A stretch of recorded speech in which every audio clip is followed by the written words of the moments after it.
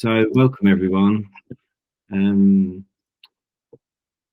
as Sam said, I'm in Hambleton. I'm going to be presenting. I'm one of the founders at Biodiversity Units. I'm going to be talking first around BNG from a developer's perspective. And then we're kindly joined by Ivan, who's from Nattergal, our partners. He's going to be talking about BNG because we get lots of questions from people asking, how does BNG work from a provider point of view? So he's going to be kindly talking about that. Sam's doing a wonderful job hosting, going to be asking some of the questions. And then, yeah, we've been sent in a load of questions from developers and partners. We're going to be going through those. But one of the things we'd love you to do within the chat is, as we go, feel free to pop in questions as they come up, and we're going to have 20 minutes at the end on that. So with that in mind, I suppose I'll talk to you a little bit about biodiversity units, and we're going to try and make this as informative and educational as possible, non-salesy. Really what we're here to do is sort of provide education and let people know everything they need to know about biodiversity units. Obviously, this all comes as a result of the Environment Act and the now mandatory BNG, which is for all developments of a certain size in England, with April being the date for smaller developments coming in. I guess, look, we are a specialist BNG provider. It's the only thing we do. We often laugh that the company name is one of the most boring named companies out there, but it literally does just this. That's everything we're focused on. And we partner with some of England's best BNG providers, and we're very lucky today to have Ivan joining us on that. You know, Nattergal are really one of, I'm sure Ivan will be a lot more humble than I'm going to be about what they do up there, but they are really one of the best in class providers of BNG and have a great sort of heritage in the rewilding and nature restoration space. So today I'm just going to spend a bit of time talking through the process of BNG for developers and what they'll need to go through. And we will always try and make it quite commercial advice from a developer's point of view. And there is a lot of jargon within that. And there is a lot of jargon within the legislation. Things like off-site, on-site BNG, credits of last resort, habitat, different species and specificities. Yet the spatial risk multiplier is another thing that within the legislation, it's a great bit of legislation. It sort of penalizes units being far away from the developer projects. So all of those things are things we need to understand. And I suppose our role is to really understand them for you, so that we can advise on your best BNG solution. Really what we do is put simply these sort of three things. So advice and guidance.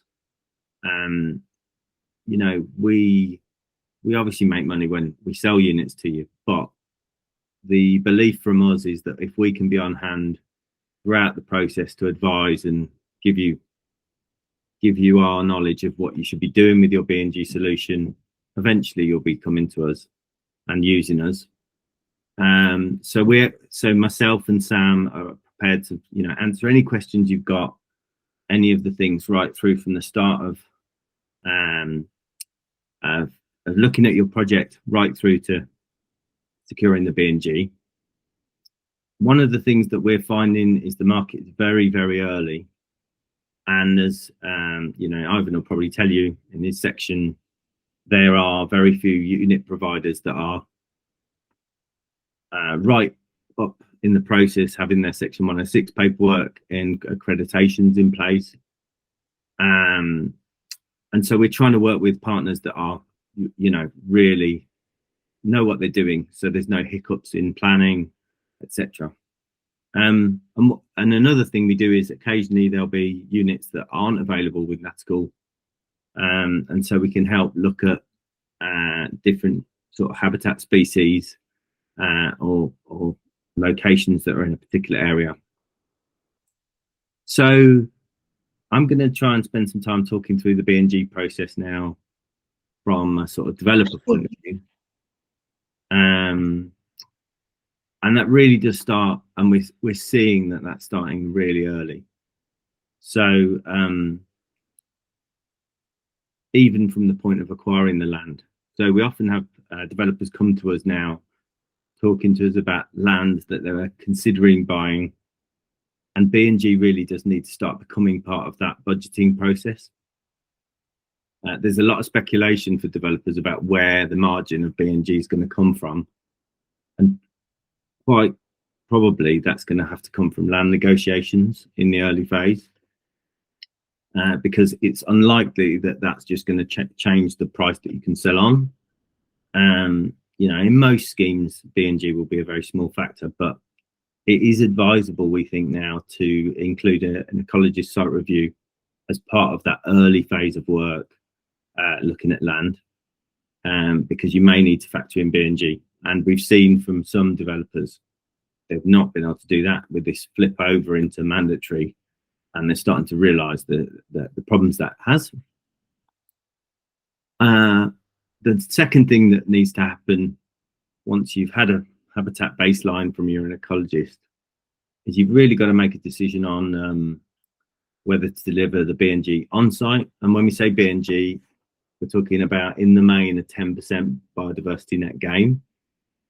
So that's really quite hard to do for a lot of developments, particularly when you're going forward and putting something on the land. So a developer needs to decide between on-site B&G, working ways with their ecologist to deliver habitats on-site, off-site units via a partner like ourselves, and that's cool, or these things called credit of last resort, which are very, very expensive and are, based on the name, you know, really the last thing LPAs want you to do. I'd probably say that the most clued up developers that we're working with, there's a really good relationship between the ecologists themselves and a partner like us. So some of it's delivered on site, some of it's delivered off site. Some tricky habitats are done on site, or, you know, or vice versa. So it can be quite a sort of collaborative approach. And then thirdly, you've got to, once you've done that, you've got to move into planning. And one thing we're recommending, and based on the legislation, is that you do go into planning with a solution in mind, particularly at this phase of the of where B&G is. There's relatively few units out there. So having heads of terms agreed, if not deposits paid, is definitely something we recommend. The fourth thing we're advising people on as they move towards curing B&G is making sure that the provider has evidence of their Section 106 or what will be a conservation covenant, but even the conservation covenants have not come in yet and are not expected to come in till the end of the year. There's quite a lot of providers out there being a bit slippy with whether they have actually got B&G ready to go. You've got a whole spectrum of people. Some people that have just got land and have not done any of the stuff that Ivan's going to talk to you about today, like habitat management plans, etc., right through to people that have got their Section 106s in place. And you need that Section 106 in order to go on the DEFRA register. If you successfully get through planning, from the day after that planning is granted, you need to complete what's called a biodiversity game plan, a BGP, which is essentially a form that describes your development and the solution you're going to use for bionet game. And within that, particularly in the mandatory phase, you need to provide a unique reference code of your units on the DEFRA register, and you're not allowed to change your plan once you've filled it in. So, and once it's been accepted. So there's just a bit of work there to make sure when you get to that phase, you've got the right partner on board. And you know, if you have got the right partner, they should be providing all of the things we've got in that right column there, right from a supply and assurance agreement, having it on their DEFRA register, their Section 106 in place, and the habitat management plan.